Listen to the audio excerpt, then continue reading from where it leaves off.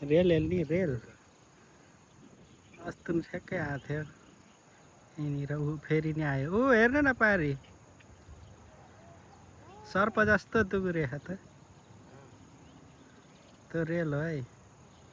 दुगुरो छोटो छ त दाइ त्यो त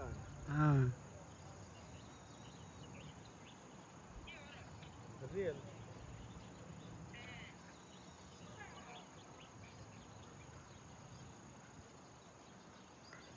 कति राम्रो राम्रो घरहरू त्यहीँदेखि भित्र बस्छ अब देखिँदैन त्यो चारपाटे बिल्डिङ बनाउन चिटिक्कको सानो हेर्दा सानो हो त गयो त्यहाँदेखि भित्र गयो कति राम्रो हुन्छ नि घर